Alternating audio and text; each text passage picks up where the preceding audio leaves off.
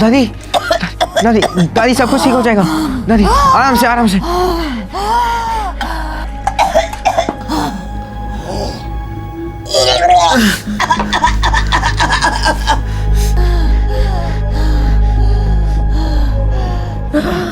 आराम से चाची, आराम से दादी दादी आराम से सब कुछ ठीक हो जाएगा दादी। वही ऑटो है। हाँ आराम से दादी चाची आराम से। गोपाल पकड़। हाँ पकड़ो। आराम से दादी।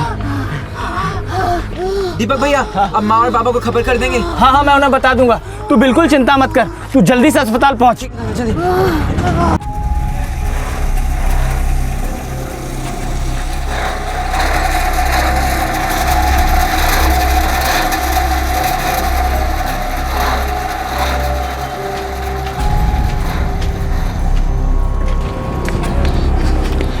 अरे सुनो, रत्ना बहन को देखा क्या?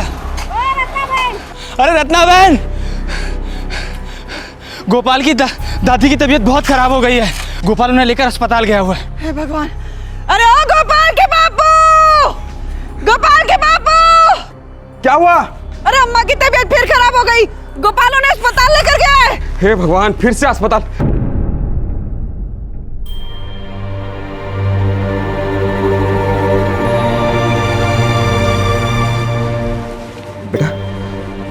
क्या हुआ अम्मा को? ये सांस नहीं ले पा रही थी, इसलिए मैं इन्हें यहाँ ले आया। बहुत अच्छा किया बेटा। अब कैसी है अम्मा? पहले से तो ठीक है, बस अभी अभी नींद लगी है।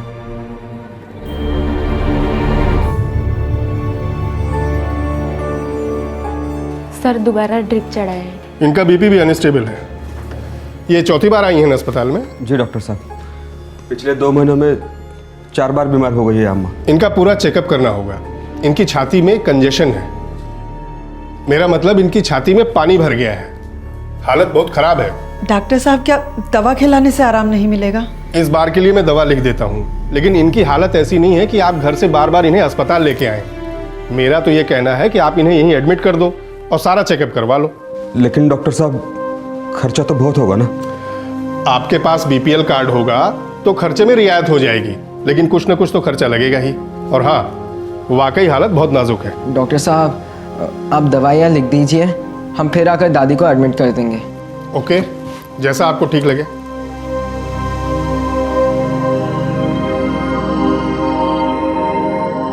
हॉस्पिटल की चौखट सभी को दस्तक देती है कि खर्चा भारी होने वाला है, और अगर हॉस्पिटल की चौखट पर खड़ा इंसान गरीब हो तो यह दस्तक कहर बनकर टूट पड़ती है।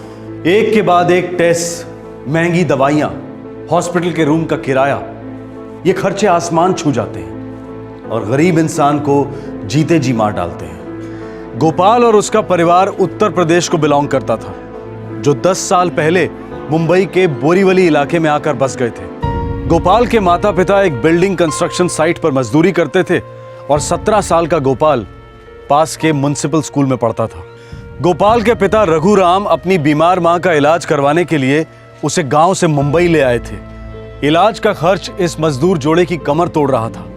हालत दिन ब दिन बद से बदतर होती जा रही थी। 12 जनवरी 2012, बोरीवली, मुंबई।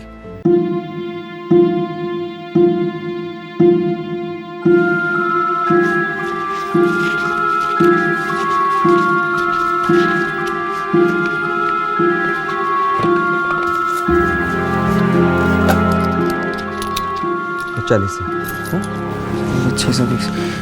बाबा, ये तो सिर्फ 630 है। इससे ज़्यादा मेरे पास एक दहला भी नहीं है। लेकिन बाबा, डॉक्टर ने कहा कि कम से कम 1000 रुपये लगेंगे। क्या करूं बेटा, महाजन आज की मजदूरी आधी काट कर देगा, वो भी कल देगा। बस इतने में ही काम चलवा दे। हाँ, जितनी दवा आएगी इन पैसों में ले आ। ठीक है बाबा, मैं चलता हूँ।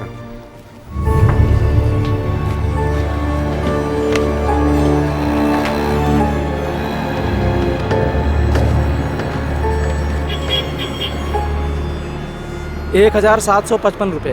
1755 रुपये? हाँ बराबर है। पर मेरे पास तो उतने पैसे नहीं हैं। तो पहले क्यों नहीं बोला बे? खाली पकड़ मेरे से तूने कसरत करवाया। मेरे पास तो सिर्फ 630 रुपये हैं। 630 रुपये। कौन सी दवा दूँ, कौन सी निकालूं? वैसे तेरे को क्या पता है, चल मैं ही निकाल देता हूँ। भाई साहब, मेरी दादी बहुत बीमार है, उधार दे दो, मैं चुका दूंगा। पैसा गिनना आता है ना, तो पढ़ना भी आता होगा। हाँ। ये देख क्या लिखा हुआ है। 630 की दवा दूं या सारी दवाएं रख लूं? अरे जल्दी बोल ना। 630 के ही दे दीजिए।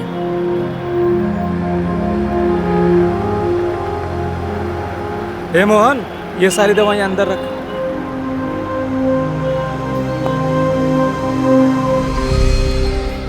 लो अम्मा, दवा।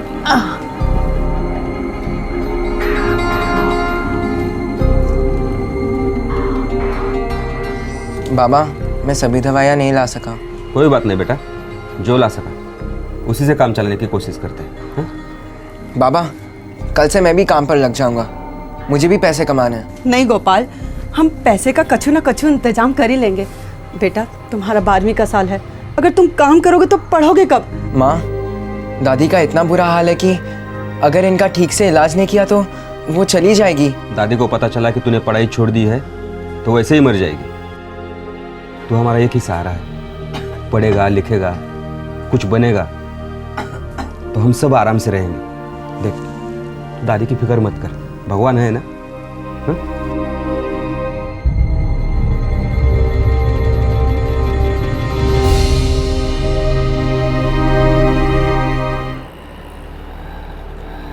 क्या यार गोपाल, पूरा दिन चुप चुप, मेरे से मूड ऑफ है क्या?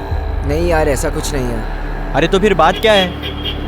चेहरा देखा है अपना, ऐसे लग रहा है जैसे किसी मैयत से आया है। मेरी दादी बहुत बीमार है, वो मरने की हालत में है। क्या बात कर रहा है? हॉस्पिटल में है क्या? नहीं, हॉस्पिटल के लिए उतने पैसे नहीं हैं और दवाइयों के लिए भी नहीं। हाँ यार, ये हॉस्पिटल और दवाइयों का बहुत खर्चा होता है नहीं? मेरे बाबा को भी हर महीने जाना पड़ता है। वो ठीक है, मेरी दीदी कमाती है इसलिए, वरना हमारी तो खटिया खड़ी हो जाती। मुझे दादी के दवाइयों के लिए 1000 रुपये चाहिए। 1000? हाँ, अभी कहाँ से आएगा ये पैसा? 1000?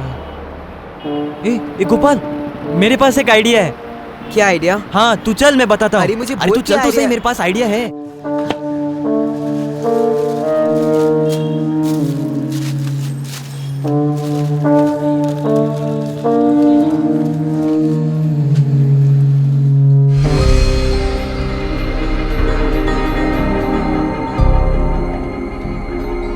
हजार रुपये कहाँ से है? बाबा, मैंने अपने दोस्त से लिया है, अब चिंता मत करो। कौन से दोस्त से? माँ, अब बिल्कुल चिंता मत करो। चिंता काहे ना करें? पैसा के लिए कोई गलत काम तो नहीं किया हो ना गोपाल? नहीं माँ, मैंने कोई गलत काम नहीं किया है।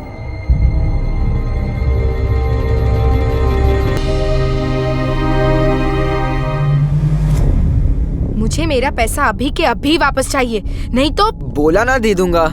नहीं, मुझे अभी के अभी चाहिए। अभी के अभी कैसे दूं? मेरे पास पैसे नहीं है। वो सब मुझे नहीं पता, अगर पैसा नहीं मिला तो देख लेना तेरे साथ क्या करती हूँ। का हुआ रे गोपाल बिटवा, कौन है बाहर?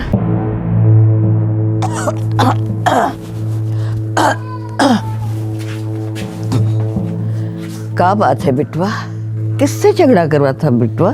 दादी वो कुछ नहीं, मुझे कुछ पैसे चाहिए। कितने पैसे चाहिए बिटवा? 1000 रुपये। 1000?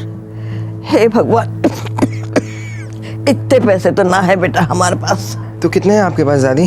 देखती हो बेटा, देख कितने हैं।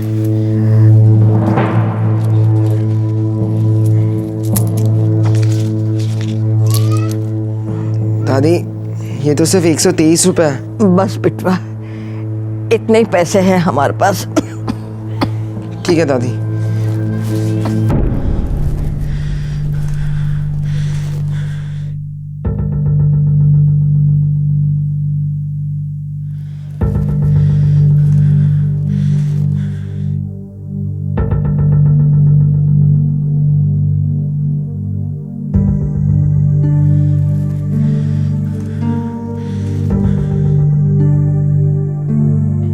एक बात सच सच बता बिटवा, हमारी दवाई के लिए पैसा कहाँ से आया?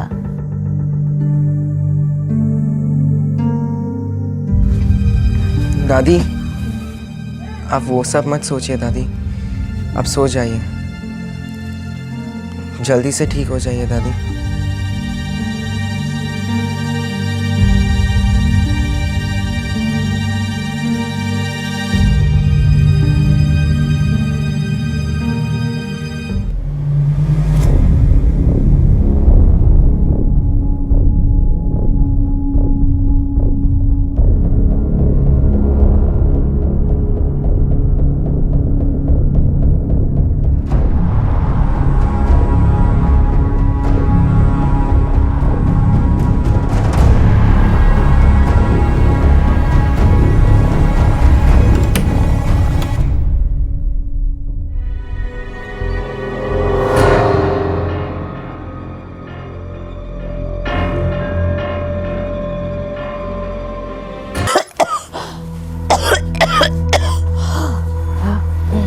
अम्मा, अभी तबीयत कैसी है? अब बिल्कुल ठीक हो, दवाई की कोई जरूरत नहीं। क्यों झूठ बोल रही है अम्मा? गोपाल, गोपाल, गोपाल अंदर है क्या अम्मा? अभी थोड़ी देर पहले मेरी बगल में बैठा था, फिर मेरी आंख लग गई, पता नहीं उसके बाद वो अंदर गया या कहीं और। गोपाल, गोपाल, लगता है सो गया होगा। ऐसे कैसे सो गया होगा? इस वक्त कभी सोता है क्या? गोपाल, गोपाल, गोपाल, बेटा दरवाजा खोल बेटा। गोपाल, गोपाल, गोपाल दरवाजा खोल। दरवाजा कहाँ बंद किया है? गोपाल, तोड़ दो ना। गोपाल, अरे क्या हुआ?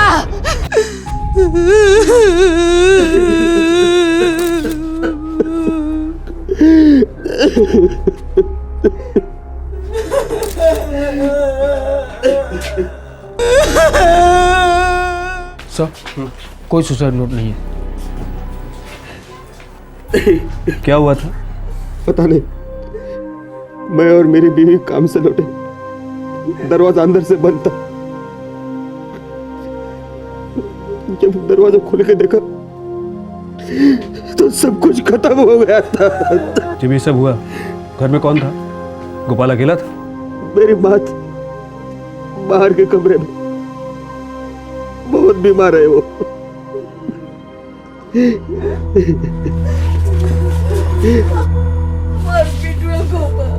हमारा बेटा गोपाल। जी शांत हो जाइए। आप बता सकती हैं क्या हुआ? वही हमारे पास यहाँ बैठा था, हमारा सिर थपथपा रहा था, फिर हम सो गए। माँ जी, लड़का किसी बात को लेकर परेशान था क्या? हाँ, था, लेकिन उसने बताया नहीं। सुबह एक औरत आई थी, उससे पैसे मांग रही थी। हमारा बेटा गोपाल स्कूल भी नहीं गया। मुझे मेरा पैसा अभी के अभी वापस चाहिए। बोला ना दे दूंगा। नहीं, मुझे अभी के अभी चाहिए। कौन थी वो औरत? पता नहीं, हमने उसकी सिर्फ आवाज सुनी। हम तो इस बिस्तर से ठीक से उठ भी नहीं सकते ना। हमारा बिट्टुआ गोपाल। ये पैसों की क्या बात थी? अरे कोई रोको, अरे रोको, आए हमारा बिट्टुआ गोपाल। लड़का पढ़ने में बहुत होशियार था साहब, माँ बाप मजदूर हैं, लेकिन ये लड़का बहुत आगे जाने वाला था। ये लोग यहाँ इस घर में कितने टाइम से रह रहे हैं? यही कोई 10 साल पहले आए थे यहाँ। आज सुबह किसी से झगड़ा हुआ था लड़के का, किसी ने कुछ देखा? नहीं साहब। यही घर के बाहर किसी औरत के साथ झगड़ा हुआ था पैसों को लेकर। हाँ साहब, मैंने आज गोपाल के साथ एक औरत को देखा था। कहाँ? साहब वो मेरी साइकिल की दुकान है। आज सुबह जब मैं यहाँ काम कर रहा था तो मैंने देखा कि गोपाल और एक औरत आपस में झगड़ रहे हैं।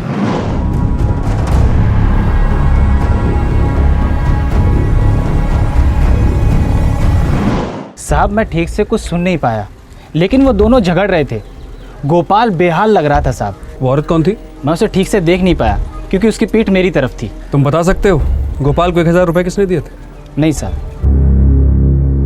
किसी और चीज पर शक करने का कोई कारण ही नहीं है, साफ साफ सुसाइड का केस है। इतनी साफ साफ सुसाइड से मौत के लिए जिंदगी में जरूर कुछ मिला हुआ होगा डॉक्टर। ये जो कुछ भी हुआ है पैसों को लेकर हुआ है। ये तो अपनी दादी के लिए दवाइयाँ लेने गया था। 17 साल की उम्र थी, कुछ कर लिया होगा ऐसा वैसा, और डर की वजह से फिर जान दे दी। सिर्फ 1000 रुपये के लिए इसने जान दे दी, लेकिन आए कहाँ से इसके पास 1000 रुपये?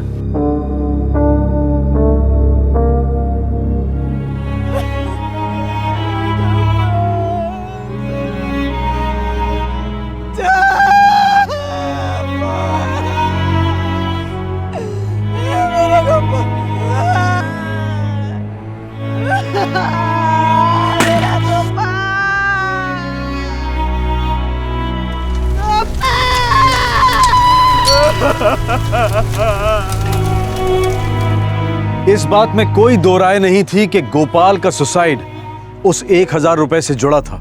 पुलिस को इतना पता था कि इस केस में एक औरत थी जो गोपाल से पैसे वापस मांग रही थी।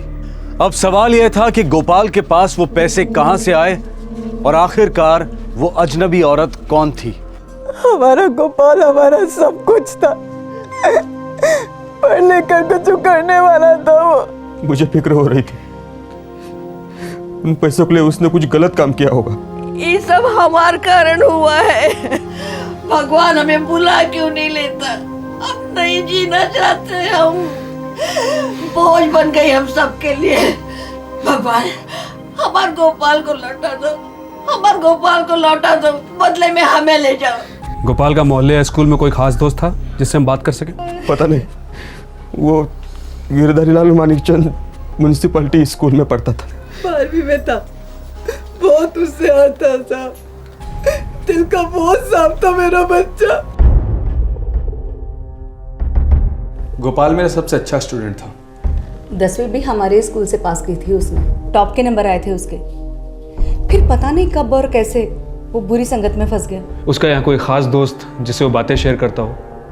किसी को तो बताया होगा कि उसे दवाई के पैसे कहाँ से मिले थे। हमारे ही क्लास में हरी नाम का एक लड़का है, उसकी और गोपाल की बहुत पुरानी और गहरी दोस्ती थी। 5वीं कक्षा से साथ में पढ़ते थे दोनों। ये हरी कहाँ मिलेगा?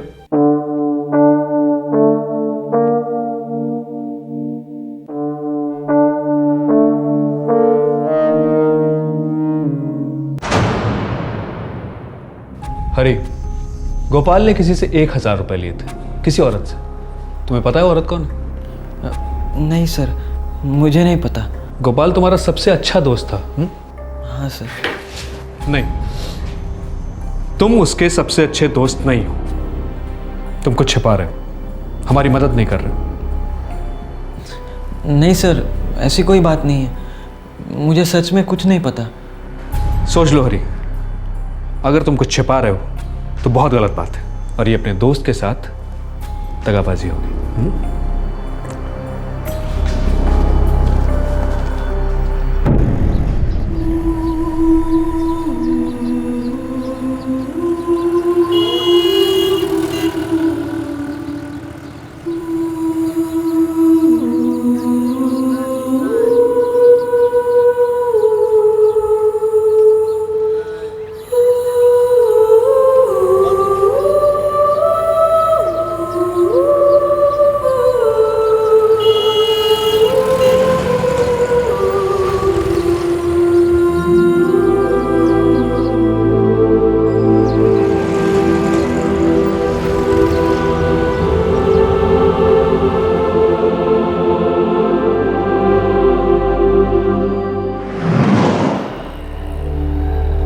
क्या यार गोपाल, पूरा दिन चुप चुप, मेरे से मुड़ ऑफ है क्या?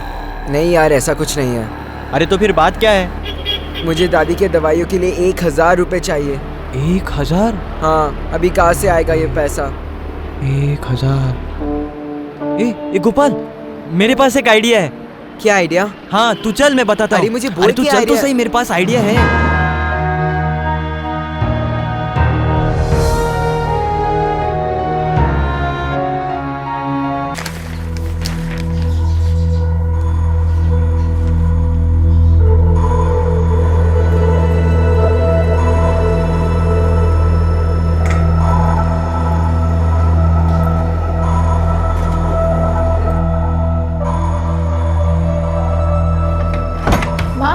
खाना बना दिया क्या? बस 10 मिनट।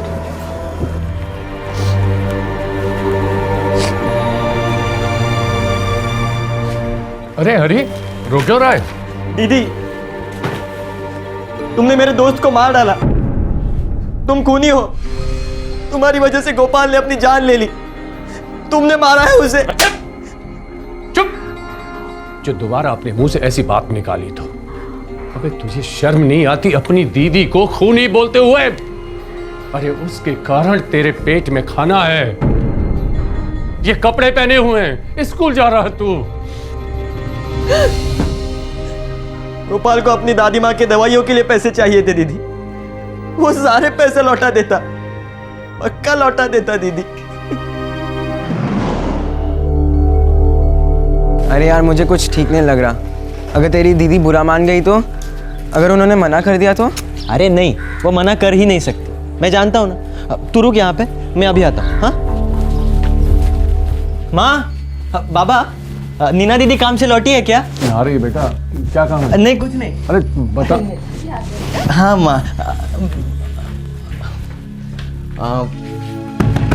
नीना दीदी, नीना दी। हाँ बोल। मुझे कुछ पैसे चाहिए, आप दोगी क्या? क्या? पैसे दीदी, पैसे चाहिए मुझे कुछ, आप दोगी क्या? मेरे पर्स से ले ले। थैंक यू दीदी, थैंक यू।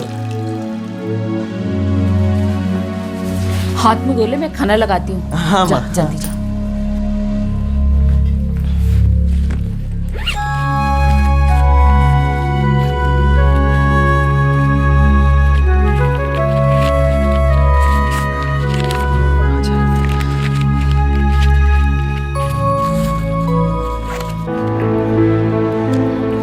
हरी, मैं ये पैसे जल्द से जल्द तुझे लौटा दूंगा। अरे जल्द से जल्द तू दवाइयाँ खरीद, पैसे आराम से लौटाना, दीदी को कोई प्रॉब्लम नहीं है। थैंक यू यार। चल चल, थैंक यू का बच्चा। मैं चलता हूँ। बाय।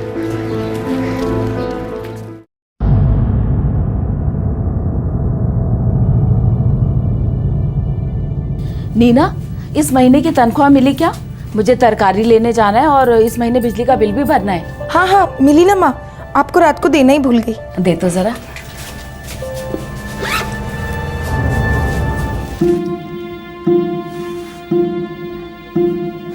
माँ, ये तो सिर्फ 4,000 है, इसमें से 1,000 कहाँ गए?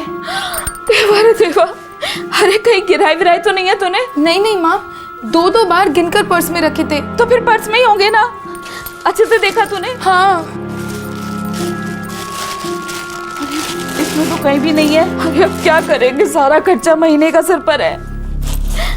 किसी को दिए तो नहीं? नहीं माँ। कहीं खर्चा किया हो, सोच तो सही। हरी, हरी, हरी। हाँ दी, क्या हुआ? तूने कल मेरे पर्स में से कितने पैसे निकाले थे? 1,000 दीदी। 1,000? मुझे तो लगा तुझे 5-10 रुपयों की जरूरत है। 1,000 क्यों निकाले? ला वापस कर। हाँ दीदी, वो थोड़े दिनों में वापस आ जाएंगे पैसे। मैंने वो अपने दोस्त गोपाल को दिए हैं, उसके दादी माँ की दवाइयों के लिए चाहिए थे ना, तो तूने उसे उठा के 1,000 दे दिए? दीदी आपको तो पता है दवाइयाँ कितनी महंगी है, लेकिन मैं कह रहा हूँ ना वो पैसे लौटा देगा। अबे चुप गधे, अरे हमारे घर में क्या पैसों का पेड़ लगा है? लेकिन बाबा। हरी, गोपाल 1,000 रुपए वापस कैसे लौटाएगा? उसके माँ बाप बिल्डिंग काम में मजदूरी करते हैं, उन्हें 2 वक्त का खाना नसीब होता है कि भी नहीं हमें पता नहीं। 1,000 रुपए कहाँ से लौटाएंगे वो लोग? हाँ दीदी वो पैसे जरूर लौटाएगा, मैं उसे जानता हूँ ना, वो पैसे लौटा देगा दीदी। चुप, उसने तुझे उल्लू बनाया और तू बन गया? नहीं माँ, वो ऐसा नहीं माँ के बच्चे, ये तेरी दीदी की मेहनत की कमाई है। वो रात दिन एक करके एक पैसा जोड़ती है और तू सेठ बना घूमता रहता है, हा? अपने दोस्तों को पैसा बांटता फिरता रहता है। मुझे गोपाल का पता दे, मैं अभी उसके घर जाके अपने सारे पैसे लेकर आती हूँ।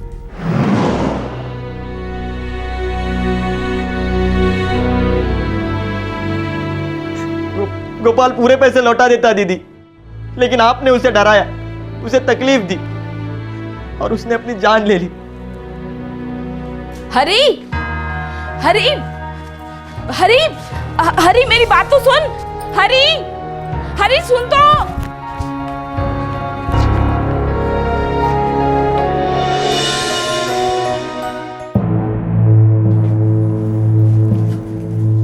नीना, उस दिन बेटा क्या हुआ था? तुमने उसे क्या बोला था?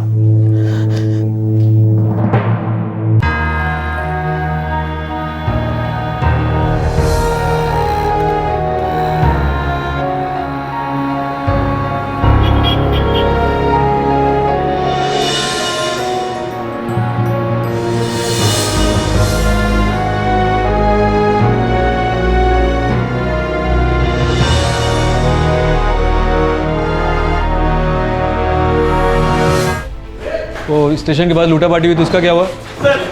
सर मुझे मालूम है सर। थांबा बोल। सर मैं जानता हूँ वो औरत कौन थी जिसने गोपाल को पैसे दिए, और सर मैं ये भी जानता हूँ कि गोपाल ने अपनी जान क्यों ली सर। अरे चुप हो जाओ, शांत। मुझे बताओ कौन थी वो औरत और गोपाल ने सुसाइड क्यों किया?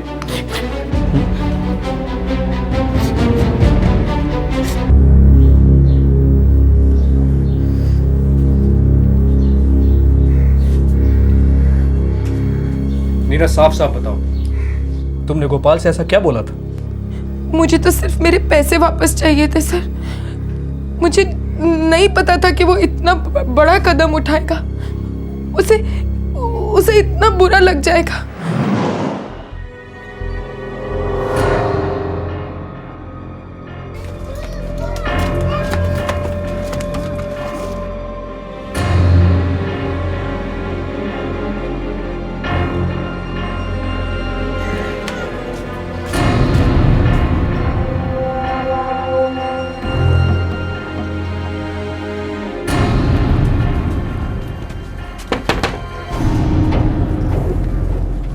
देख गोपाल, कल तूने जो पैसे हरी से लिए थे वो मेरे हैं, मुझे अभी वापस चाहिए।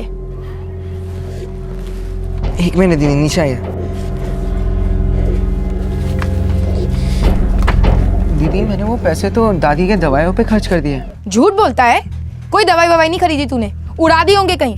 हाँ कसम दीदी, मैं सच बोल रहा हूँ। चुप कर, मुझे मेरे पैसे अभी के अभी वापस चाहिए, नहीं तो मैं सीधे पुलिस स्टेशन जाके तेरी कंप्लेन कर दूंगी, समझा?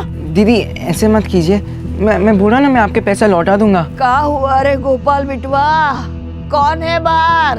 दीदी एक मिनट, मैं अंदर से आया। अंदर से मेरे पैसे ले आना, पूरे 1000 थे, 500 के 2 नोट।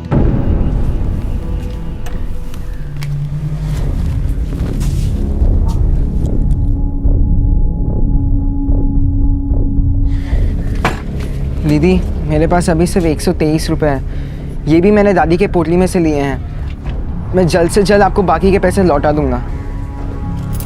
बाकी के पैसे शाम तक ले आना, समझा? दीदी शाम तक कैसे होगा, थोड़ा टाइम तो दो ना।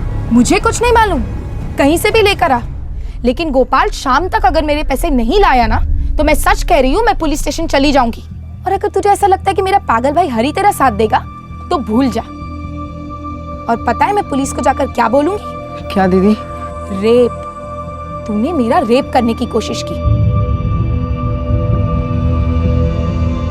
और मेरे पैसे चुरा लिए, और वो भी 1000 नहीं, पूरे 10,000। जिंदगी बर्बाद कर दूंगी तेरी, समझा? नहीं दीदी ऐसा मत करो दीदी। दीदी मैं आपके पैसे लौटा दूंगा दीदी। तूने अगर आज शाम तक मेरे पैसे नहीं लौटाए ना गोपाल, तो तुझे तो 7 साल की सजा होगी, साथ में तेरे माँ बाप की बदनामी होगी, सो अलग, समझा? दीदी दीदी मैं सच में पुलिस के पास चली जाऊंगी, देख लेना। और अगर तुझे ऐसा लगता है कि मेरा पागल भाई हरी तेरा साथ देगा तो भूल जा। और पता है मैं पुलिस को जाकर क्या बोलूंगी? रेप, तूने मेरा रेप करने की कोशिश की और मेरे पैसे चुरा लिए, और वो भी 1000 नहीं, पूरे 10,000। जिंदगी बर्बाद कर दूंगी तेरी।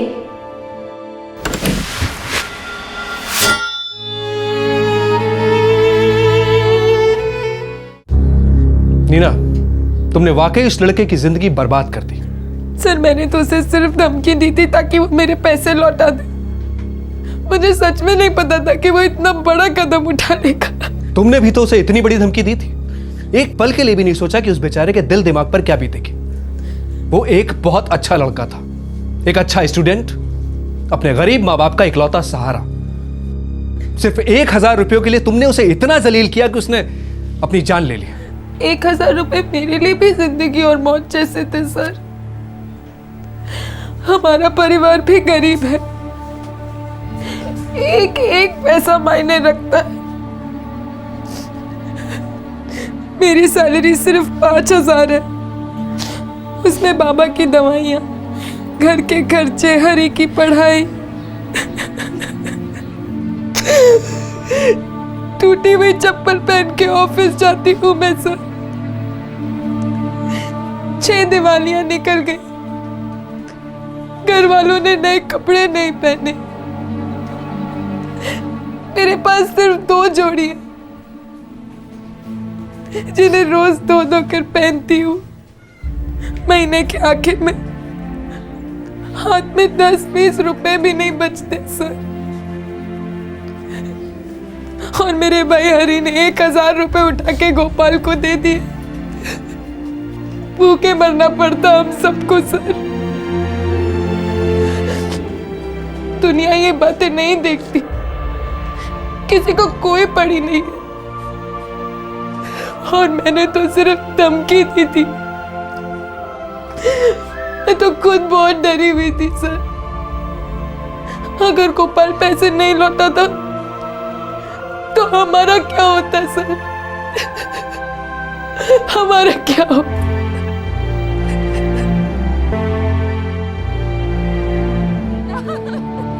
मेरे बच्चे को कहाँ लेके जा रहे हैं? कहाँ लेके जा रहे हैं मेरे बच्चे को?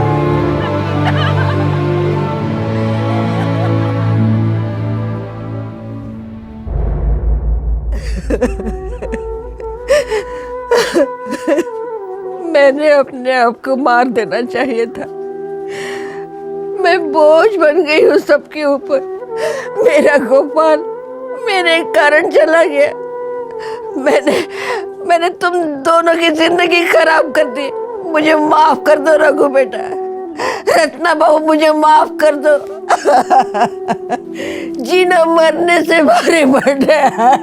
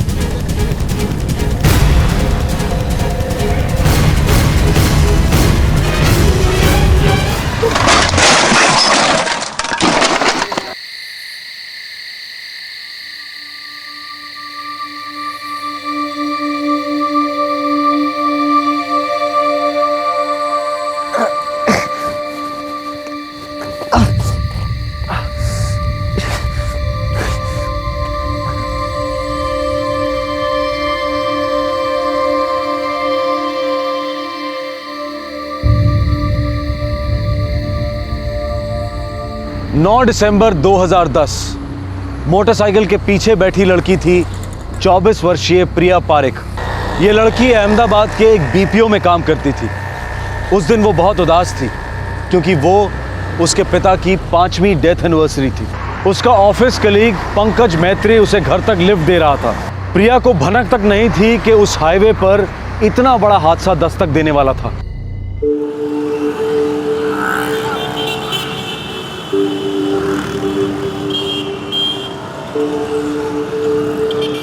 ओम अपवित्रः पवित्रो वा सर्वस्थां गतो अपि या स्मरेत पुण्डरीकाक्षः ब्रह्माभयन्तरः शुचिः। ओम विश्वदस्वः मारुतः प्रश्नमात्रः विदुधे सुजगमयाः अग्निजीभ्यः मानवः सुरक्षसो विश्वेन देवः गसागमिन्नः भद्रं कर्णेभिः शृणुयाम देवहितं यदायुः नश्चक्राजरसं तनूनां पुत्रासो यत्र पितरो भवन्ति सह पत्नीः सह कन्याः चतुर्थः वर्षः। ले बेटा। प्रिया, कम से कम आज तो ऑफिस से छुट्टी ले लेती। श्रिया भी कॉलेज जा रही है।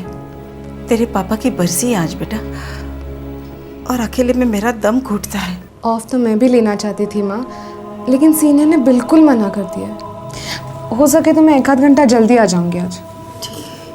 माँ, मैं आज कॉलेज नहीं जाने वाली। मैं पूरा दिन आपके साथ रहूंगी।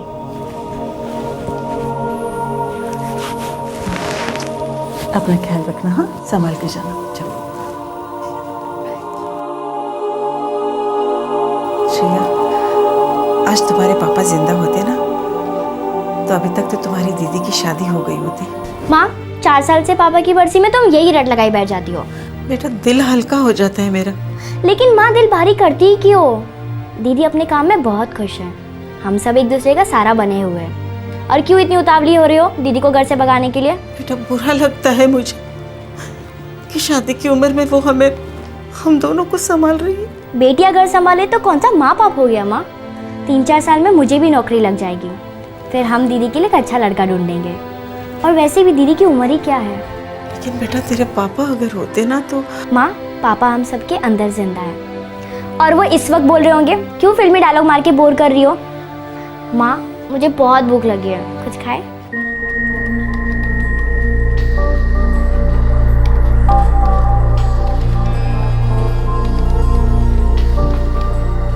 हेलो, सॉरी सर आपको होल्ड पे रखने के लिए। क्या अपना टेलीफोन नंबर बता सकते हैं? 97। एक सेकेंड ना सर। वेरिफिकेशन के लिए क्या मैं आपकी बर्थ डेट जान सकती हूँ? या ओके।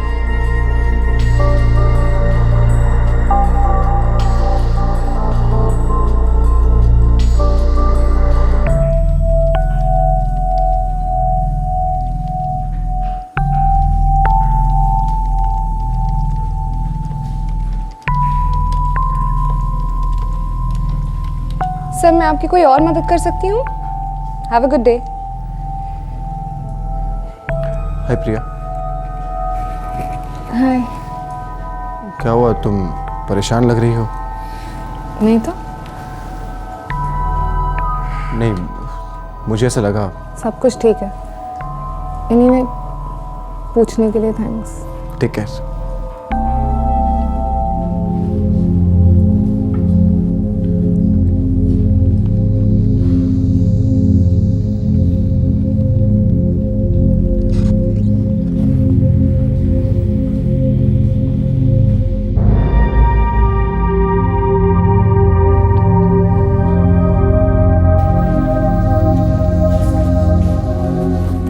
प्रिया,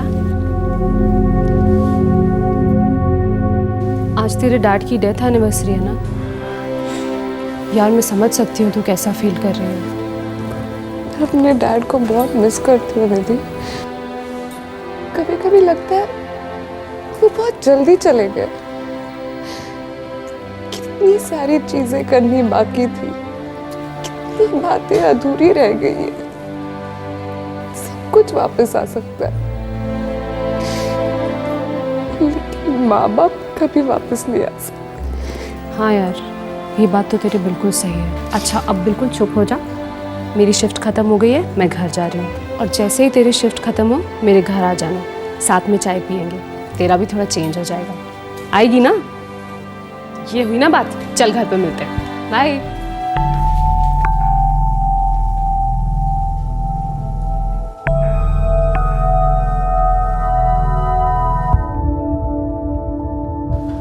मैं कम इन सर?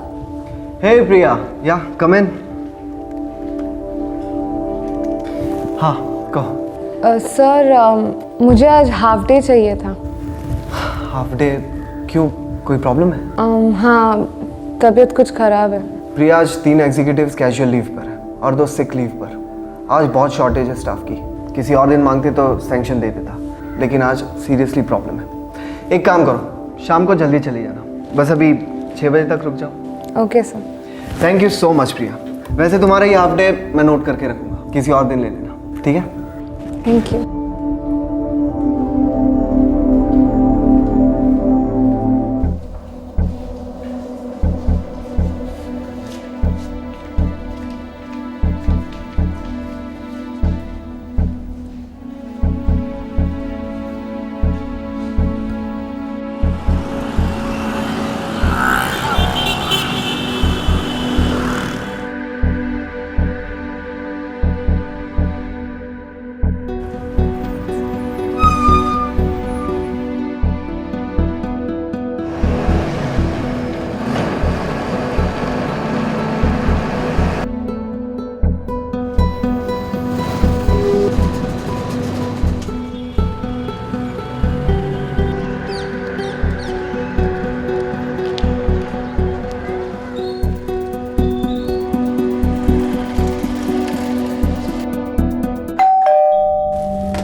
आ गई? मैं तेरे ही वेट कर रही थी। आजा।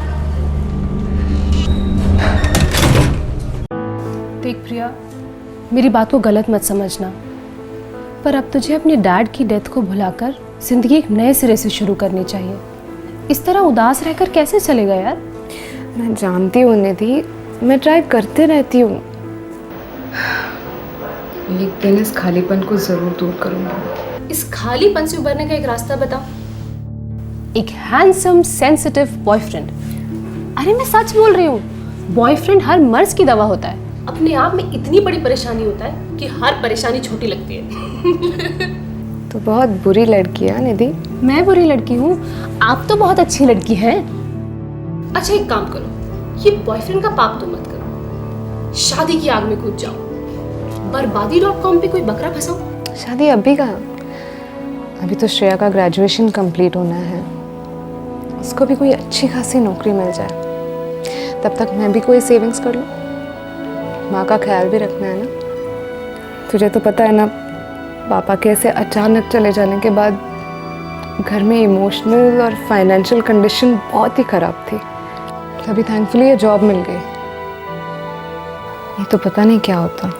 सब अच्छा होता और आगे भी सब अच्छा होगा। देख प्रिया, आंटी को, श्रेया को और तुझे एक फैसला तो लेना ही होगा। कौन सा फैसला? यही कि जिंदगी को डैड के चले जाने के बाद वाले नज़रिए से देखना छोड़ दोगे। बार बार एक ही चीज़ को रिपीट करने से कोई फ़ायदा है क्या? हाँ अरे निधि 8 बज गए यार, मैं घर के लिए निकलती हूँ। माँ श्रेया इंतज़ार कर रहे होंगे ना। रुक, मैं तुझे ड्रॉप कर देती हूँ। अरे नहीं रहने दे, मैं चली जाऊँगी। देख तू मुझे ड्रॉप करने आएगी, फिर से मेरे को तेरे घर पे आना पड़ेगा तेरे को ड्रॉप करने के लिए। रात भर बस एक दूसरे को ड्रॉप करते रहेंगे। अरे वो इडियट नंबर 1, सर्दी का मौसम है, सड़क सुनसान होगी और आप जैसी सुंदरी का अकेले जाना अनुचित है बालिके। कुछ भी, चली जाऊंगी। अच्छा रुक, मैं पंकज को कॉल करती हूँ। पागल हो गई क्या? नहीं पंकज को कॉल मत कर। हाँ निधि बोलो। पंकज, तुम्हारी शिफ्ट 2 घंटे में खत्म होने वाली है ना? हाँ क्यों? तो 1 घंटे का ब्रेक लेके मेरे घर आ जाओ। पर क्यों? प्रिया मेरे यहाँ है, उसे घर ड्रॉप करना है। ठीक है, मैं 10 मिनट में आ रहा हूँ। ठीक है।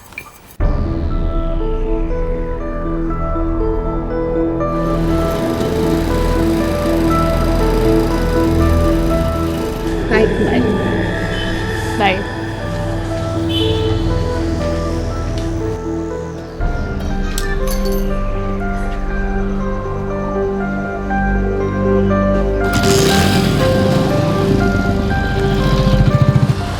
निधि का घर अहमदाबाद के थलतेज इलाके में था और प्रिया का घर गोता इलाके में।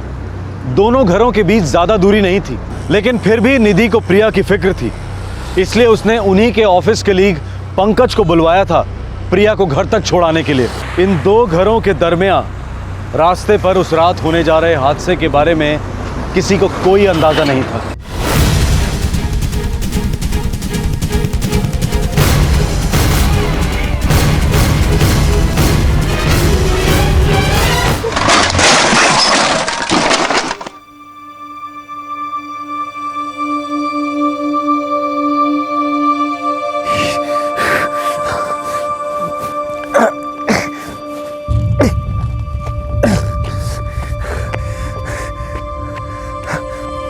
प्रिया,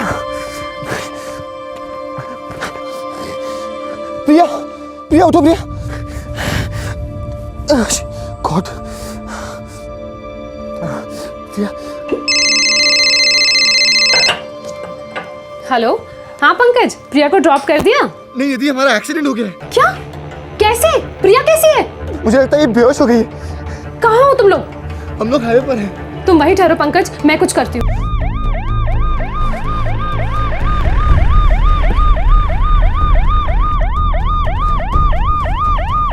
पंकज तुम ठीक हो ना? हाँ। प्रिया, oh my God! जल्दी अभी। प्रिया, जल्दी।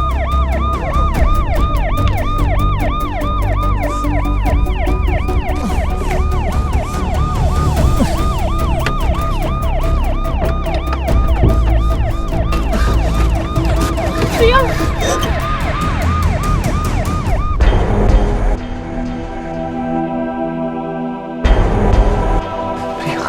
जल्दी करो।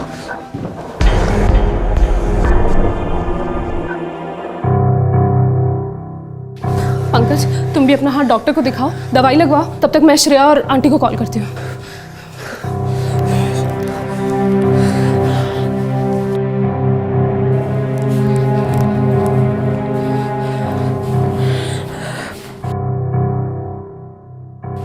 डॉक्टर प्रिया कैसी है? आई एम सॉरी, इन्हें हलाने से पहले इनकी डेथ हो चुकी थी।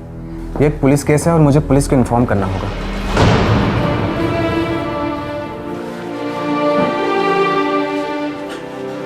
निधि,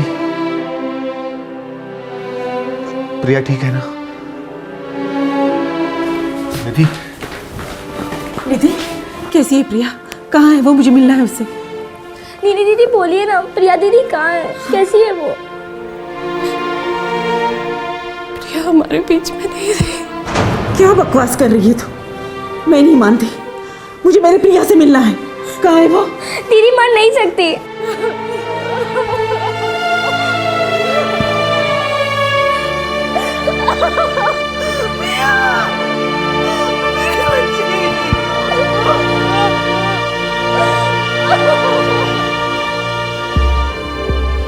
ये फैमिली है ऑफिसर। सर, मैं प्रिया को ड्रॉप कर रहा था, पता नहीं कैसे उसका दुपट्टा मेरे बाइक की व्हील में फंस गया। मुझे झटका फील हुआ और मैं कंट्रोल खो बैठा। बाइक कहाँ है तुम्हारी? वहीं हाईवे पर, जहाँ से हमें एम्बुलेंस ने पिक किया था। एम्बुलेंस कैसे पहुंची वहाँ? मैंने निधि को फ़ोन किया था, वो लेकर आई एम्बुलेंस। संघवी। Yes sir. तुम इनके साथ एक्सीडेंट स्पॉट पर पहुंचो, मैं तब तक डॉक्टर से बात करता हूँ। ओके सर, चलो।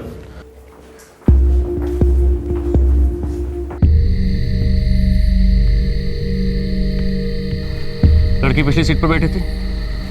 हाँ, हम थलतेज से आ रहे थे। बाइक की स्पीड क्या थी? 90 की। ट्रैफिक नहीं था इसलिए। पूरे एक्सीडेंट साइट का नक्शा बनाओ और इस बाइक को हिरासत में ले लो चेकिंग के लिए, और इस दुपट्टे को भी। मौत सफोकेशन की वजह से हुई है। हाँ, वो लड़का बता रहा था कि लड़की के गले का दुपट्टा बाइक के पिछले व्हील में फंस गया था। गले में निशान तो हैं। और कोई इंजरीज डॉक्टर? हाथों और पैरों पे इंजरीज हैं।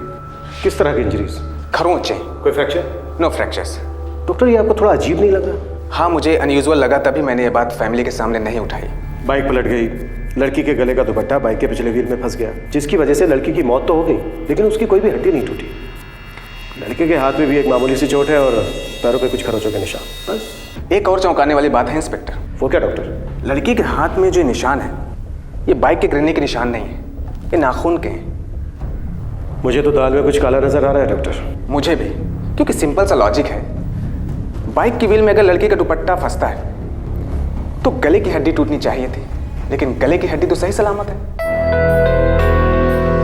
सर, आज प्रिया के फादर की डेथ एनिवर्सरी थी, वो काफ़ी डिस्टर्ब थी, इसलिए मैंने उसे अपने घर चाय पे बुलाया था। आप थलतेज में रहते हैं? जी। और प्रिया? गोता में। आपने अपने कलीग पंकज को कब बुलाया था कि वो आपके घर से प्रिया को उसके घर ड्रॉप कर दे? सर 8 बजे। और वो आपके घर से कब निकले? लगभग 8:30 बजे। पंकज का ये कहने के लिए आपको कब कॉल आया था कि उसका एक्सीडेंट हुआ? 10 से 10:30 के बीच में।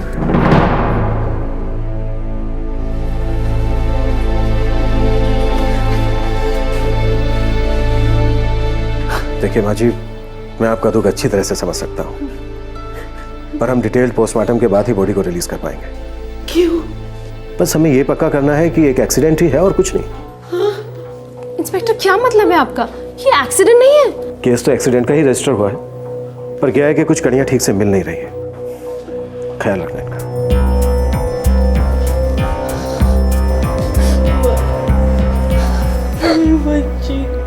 देखिए सर, ये मेरी ही गलती है कि मैं 90 की स्पीड पर जा रहा था। प्रिया का एक्सीडेंट मेरे ही कारण हुआ सर, और मुझे इस बात का बहुत दुख है सर। पंकज, मैं तुम्हारी हालत समझ सकता हूँ, पर क्या है कि केस मुझे थोड़ा सा अटपटा लग रहा है। अटपटा मतलब? मतलब अजीब। निधि के घर प्रिया को लेने तुम पहुंचे 8:25 को। जी। राइट। और वहां से निकले 8:30 बजे। और निधि को प्रिया के एक्सीडेंट की खबर दी तुमने 10:15 बजे। नहीं, निधि हमारा एक्सीडेंट हो गया। क्या? कैसे? प्रिया कैसी है? सर, मुझे टाइम कुछ ठीक से याद नहीं है सर। होता है पंकज, होता है। शौक में अक्सर ऐसा होता है, कोई टाइम वाइम को याद नहीं रखता, लेकिन हमारा काम है सही टाइम का पता लगाना। तो तुमने निधि को 10:15 बजे ही फोन किया। सर पर इसमें इतना अजीब क्या है सर? पंकज, निधि रहती है थलतेज में और प्रिया रहती थी गोता में। अगर पैदल चल के जाओ तो दोनों के घर का रास्ता है मुश्किल से 35 मिनट का, और अगर बाइक से जाओ 90 की स्पीड में ट्रैफिक हो 0 तो मुश्किल से 10 मिनट। लेकिन तुम्हारा एक्सीडेंट हुआ 1 घंटा 35 मिनट के बाद। तुम्हें नहीं लगता ये अजीब है? दूसरी बात, थलतेज से गोता जाने का सबसे आसान रास्ता है वाया सुभाष चौक, लेकिन तुमने हाईवे लिया। जान सकता हूं क्यों? सर वो प्रिया ने कहा था चलने के लिए हाईवे से। उसने कहा था कि उसको किसी दोस्त से मिलना है। पंकज, हाईवे से लेना। हाँ, मेरा एक दोस्त वेट कर रहा है वहाँ पे, उससे मिलना था। या श्योर। कौन था ये दोस्त? पता नहीं, उसने हमारा इंट्रो ही नहीं कराया।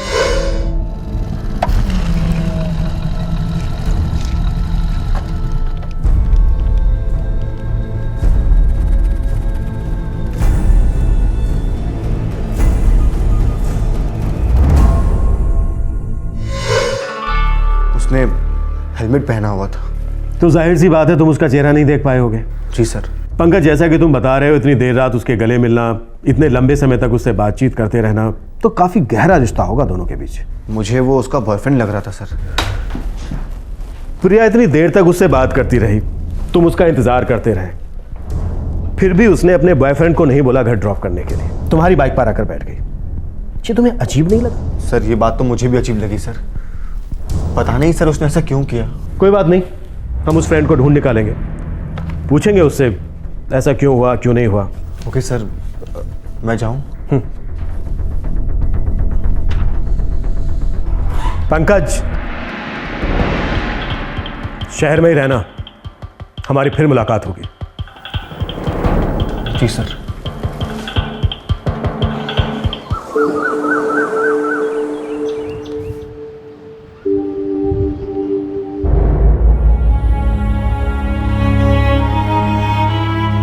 मैं नहीं चाहती थी साहब कि मेरी मेडिकल ऑफिस जाए। उसके पापा की चौथी बरसी थी, अब तो हमें बाप और बेटे की बरसी एक ही साथ मनानी पड़ेगी साहब, एक ही साथ मनानी पड़ेगी। दीदी तो ऑफिस जाना भी नहीं चाह रही थी, लेकिन उन्हें जाना ही पड़ा। श्रेया, पंकज का कहना है कि तुम्हारी दीदी एक्सीडेंट से पहले अपने किसी दोस्त से मिली थी हाईवे पर। सर, दीदी किसी से ज़्यादा दोस्ती वोस्ती नहीं रखती थी, लेकिन हाँ, निधि दीदी के साथ उनकी ज़्यादा जमती थी। पंकज का यह भी कहना है श्रेया कि जिस दोस्त से वो हाईवे पर मिली थी, वो दोस्त उसका बॉयफ्रेंड था।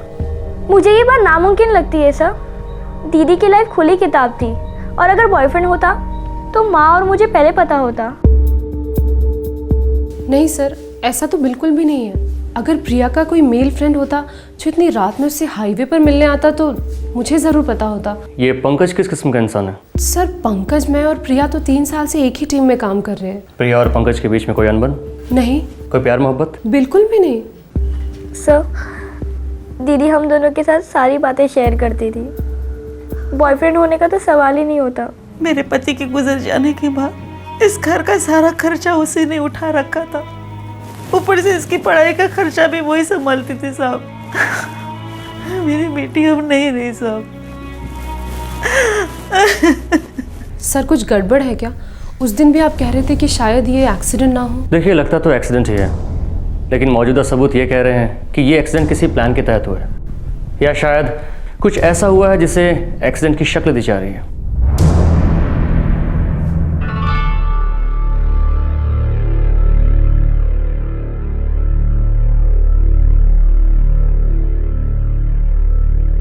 काफ़ी मेहनती लड़की थी प्रिया, कभी भी अपने काम में कोई कमी नहीं आने देती थी। ये हम जानते हैं, हम बस प्रिया की पर्सनल लाइफ के बारे में जानना चाहते हैं। उसके और टीम मेंबर पंकज के बीच क्या कोई अफेयर था? डाउटफुल है इंस्पेक्टर साहब। वैसे ज़्यादा बड़ा ऑफिस नहीं है, बातें बहुत जल्दी फैलती हैं। ऐसा कभी कुछ सुना नहीं मैंने। वैसे बात क्या ऑफिसर, क्या आपको ऐसा लगता है कि ये एक्सीडेंट नहीं है? ये सिर्फ एक एक्सीडेंट नहीं था, बल्कि प्लान्ड एक्सीडेंट था। कहीं आपका इशारा मर्डर की तरफ तो नहीं है? हो भी सकता है। जो भी हो, इतना पक्का है कि पंकज झूठ बोल रहा है।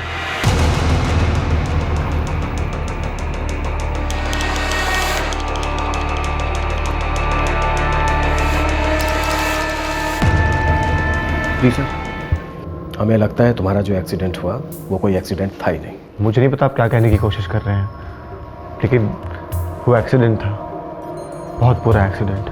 मैं ये जानता हूँ कि तेरे और प्रिया के बीच कुछ था, और ये भी बहुत अच्छी तरह से जानता हूँ कि कोई एक्सीडेंट नहीं हुआ। सर आपका चुपचाप खड़े रहे। जब भी बुलवाऊं सच बोलना। अगर शहर छोड़ने की कोशिश की या कोई चालाकी की तो गले में पट्टा डालकर मोटरसाइकिल से घसीटते हुए ले जाऊंगा, समझा? जब भी बुलवाऊं चुपचाप आ जाना। जी सर।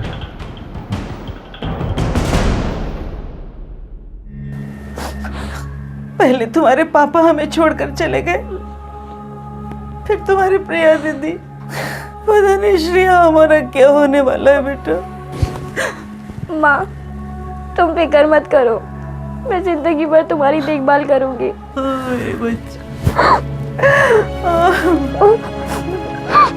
मैं इसीलिए उसे ऑफिस जाने से रोकना चाह रही थी। पता नहीं मुझे बड़ी बेचैनी सी हो रही थी। ना वो ऑफिस जाती, ना निधि के घर जाती, और ना हमारे बच्चे हमें छोड़कर जाती। मेरी प्रिया, मेरी बच्ची रे।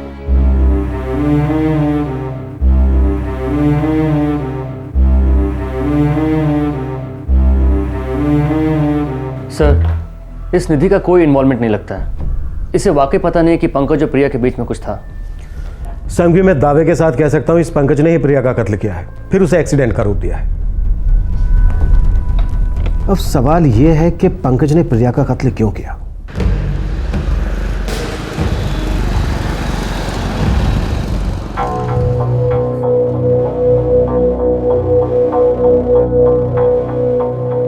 रात के 10 बजते ही हाईवे एकदम सुनसान हो जाता है। और इतनी ठंड में शाम 8:30 बजने के बाद ट्रैफिक बहुत धीमा हो जाता है यहाँ। संघवी, मेरे हिसाब से प्रिया को हाईवे से लाने से पहले ही मार दिया गया था। सर, दूसरी डिटेल पोस्टमार्टम रिपोर्ट आने तक हम कोई ठोस कदम उठा भी तो नहीं सकते हैं। प्रिया की गर्दन पर गला घोटे जाने के निशान थे, और ये निशान दुपट्टे से ही हुए थे। लेकिन इस बात पर गहरा शक किया जा रहा था कि प्रिया का गला एक्सीडेंट में दब गया था या फिर जानबूझकर दबाया गया था। प्रिया के बदन के सबूत बार बार दस्तक दे रहे थे कि ये मौत एक्सीडेंट से नहीं हुई थी, बल्कि ये एक हत्या थी।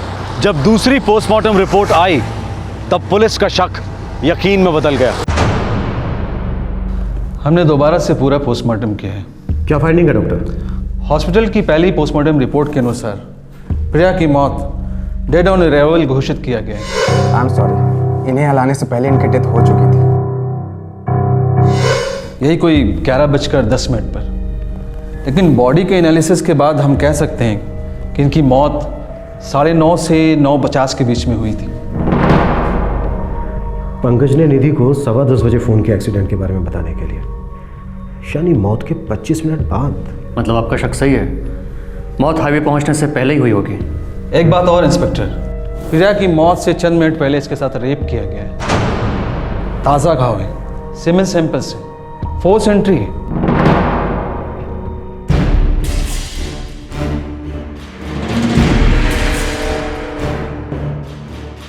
चल चल। क्या हो रहा है सब? बताते हैं, चलो पुलिस स्टेशन। क्या कर रहे हैं? क्या हो रहा है? चल।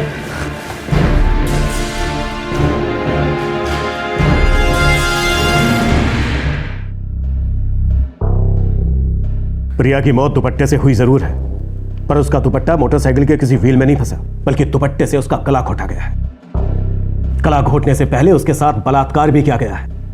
देख, अभी वक्त है तेरे पास, सब कुछ सच सच बता दे, वरना तेरे हलक में हाथ डालकर फिर सच निकलवाऊंगा तुझसे। एक्सीडेंट हुआ था, ये दुपट्टे से गला घोटना, ये रेप, मुझे नहीं मालूम क्या कह रहे हैं आप। एक चांस दिया था मैंने तुझे। Sanghvi, yes sir. लॉकअप में डालो इसको, और ऐसा बिल्कुल नहीं लगना चाहिए कि हमने इसे टच भी किया है। पूरा एक्सीडेंट केस लगना चाहिए। उसके बाद हाईवे पर कोई साफ सुथरी जगह देखकर इसकी बॉडी को वहां फेंकवा दो। सर नहीं सर। और हाँ, मार डालने से पहले रिलीज फॉर्म पे इसके साइन जरूर ले लेना, ताकि दुनिया को लगे लॉकअप से निकला, हाईवे पर गया और किसी गाड़ी ने इसको उड़ा दिया। Yes sir. ये चलो सर। क्या कर रहे हैं आप? मैंने कुछ तो किया सर। मैं बताता हूँ। आखिरकार प्रिया की मौत का राज खुल गया। प्रिया का कोई एक्सीडेंट हुआ ही नहीं था, बल्कि उसका मर्डर हुआ था। Cold blooded murder. उससे प्यार करता था। प्यार करने वाले इज्जत और जान बचाते हैं। तूने तो दोनों ही लूट ली उस बेचारी की। उसने मेरे प्यार को ठुकराया था।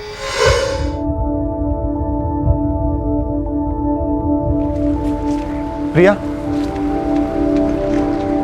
हाय प्रिया। हाय। क्या हम 2 मिनट बात कर सकते हैं? हाँ बोलो, क्या बात है? प्रिया, क्या हम साथ में कॉफ़ी के लिए जा सकते हैं कहीं पर? नहीं थैंक्स यार, घर पहुंचना है। अब प्रिया, हम लगभग 3 साल से साथ में काम कर रहे हैं। हाँ पता है पंकज। अब पता है, जब हम फर्स्ट टाइम मिले थे तब से मेरे दिल में तुम्हारे लिए फीलिंग्स है प्रिया। फीलिंग्स? कैसी फीलिंग्स? प्यार वाली feelings, romantic feelings. I love you Priya, I love you. Sorry Pankaj, लेकिन मेरे दिल में तुम्हारे लिए ऐसी कोई फीलिंग्स नहीं है। दरअसल मेरे दिल में किसी भी लड़के के लिए ऐसी कोई फीलिंग्स नहीं है। हम एक ऑफिस में काम करते हैं, अच्छे कलीग्स हैं, बस। जल्दबाजी में फैसला मत लो, थोड़ा वक्त ले लो। कुछ तो फीलिंग्स हो सकती है ना मेरे लिए। पंकज, मैं समझ सकती हूँ कि तुम्हें तुम्हारी फीलिंग्स एक्सप्रेस करनी थी, जो तुमने कर ली है, और मेरा जवाब भी सुन लिया है, जो आगे भी ना ही रहेगा।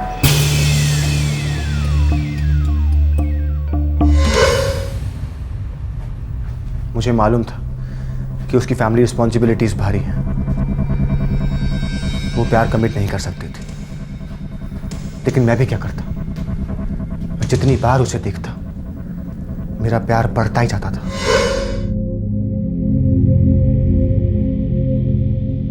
वो इतनी खूबसूरत थी, वो कुछ भी पहन कर आती, मेरी आंखें उस पर से हटती ही नहीं थी। मैं काम पर भी फोकस नहीं कर पा रहा था।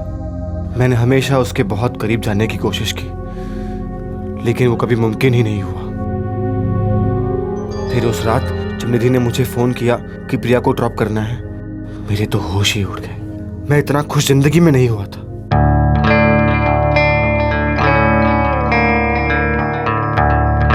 उस ठंड में उसने मुझे कस कर पकड़ा था। मैं इतने दिनों से उसके करीब होने के सपने देखता रहा, और ये रहे, वो मेरी ही बाइक पर मुझसे लिपटी हुई थी। पंकज, मेरा घर तो उस तरफ है, गोता में। हाँ हाँ जानता हूँ, बस 1 मिनट। यहाँ मेरे एक फ्रेंड से पार्सल लेना है, वहाँ से बाइक घुमाकर तुम्हारे घर चलेंगे।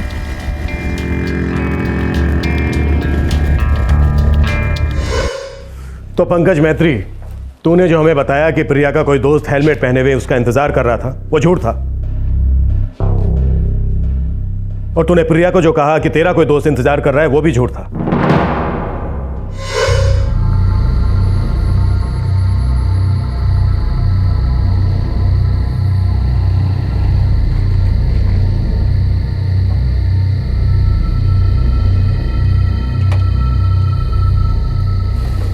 पंकज, ये हम कहाँ आ गए? पंकज छोड़ मुझे प्लीज। पंकज! तो मेरे दिमाग में कुछ हुआ, जैसे कि कोई तार टूट गई हो। मैं अपने आप को कंट्रोल नहीं कर पाया। अबे तो फिर उसे जान से क्यों मार डाला? हाँ?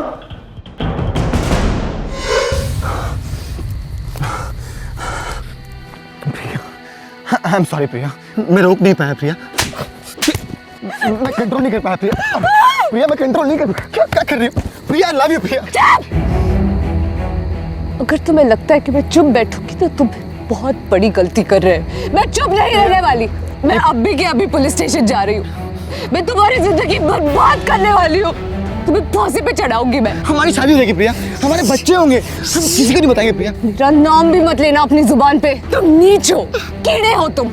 ना मत दो तुम। ऐसा मत तुम ना मर दो। ऐसा मत कहो प्रिया, ऐसा मत कहो। मैं अभी के अभी पुलिस स्टेशन जा। नहीं प्रिया, मैं तुम्हें फांसी पे चढ़ाऊंगी। तुम्हारी जिंदगी बर्बाद करने वाली हूं मैं। कहीं नहीं जा रही तुम, कहीं नहीं जा रही। तुम कहीं नहीं जा रही प्रिया। प्रिया तुम कहीं नहीं जा रही।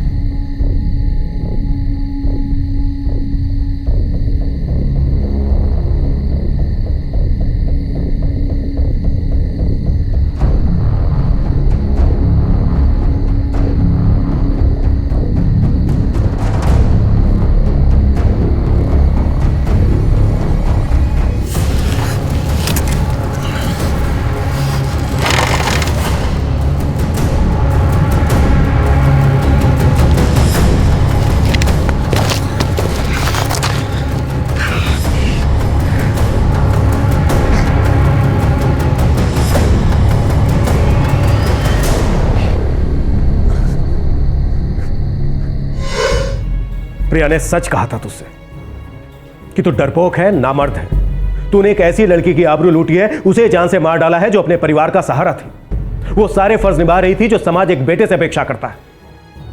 अरे उसमें था असली पुरुषार्थ। तू तो सच में नामर्द है। हम अपनी पूरी ताकत लगा देंगे तेरे खिलाफ तगड़ा केस बनाने के लिए। फांसी पर लटके हुए देखना चाहते हैं तुझे।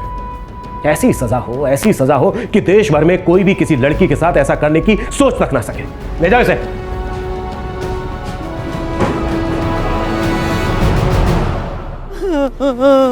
मेरी बच्ची, प्रिया, मेरी बच्ची।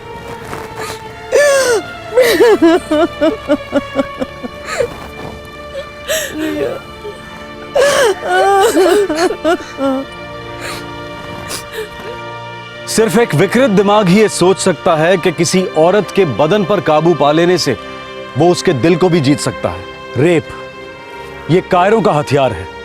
दरअसल रेप करने वाला हर आदमी मानसिक रूप से नपुंसक है। रेप एक ऐसी घिनौनी हरकत है जिसके लिए जितनी कड़ी सजा सुनाई जाए वो कम है। पिछले साल 2011 में देश भर से लगभग 25,000 रेप के केसेस पुलिस के पास रिपोर्ट हुए, लेकिन गैर सरकारी सूत्रों के अनुसार रेप के आंकड़े इससे बहुत ज्यादा हैं, क्योंकि ज्यादातर रेप केसेस रिपोर्ट ही नहीं होते। शहरी जीवन में औरतें और मर्द ऑफिसेज में कंधे से कंधा मिलाकर काम करते हैं। ऐसे माहौल में कौन से पुरुष कर्मचारी के दिमाग में क्या पनप रहा है, इसका अनुमान लगाना आसान नहीं है। पर जरूरी यह है कि हर महिला कर्मचारी हमेशा सतर्क रहे। आए दिन होने वाले I am interested in you या फिर आई लव यू को लाइटली ना ले, क्योंकि ये सब दस्तक है कि आगे जाकर खतरा हो सकता है। हमारे समाज में पुरुषों की परवरिश में सेंसिटिविटी की जरूरत है। उन्हें औरतों के प्रति सही तरह से बर्ताव करना सिखाया जाना चाहिए। प्यार में रिजेक्शन सहने की क्षमता डेवलप ही नहीं होती। इसकी वजह से अक्सर वासना को प्यार समझा जाता है और विकृति को मर्दानगी। अगर हम रेप के खिलाफ लड़ना चाहते हैं तो शुरुआत हमें अपने घर से करनी होगी। अपने लड़कों को सही सामाजिक शिक्षा देनी होगी और लड़कियों को निडर बनाने के प्रयास करने होंगे। तब तक अपना ख्याल रखें, सुरक्षित रहें। जय हिंद। इस तरह के और भी एपिसोड देखने के लिए हमारे चैनल को सब्सक्राइब करें और बेल आइकन दबाना ना भूलें।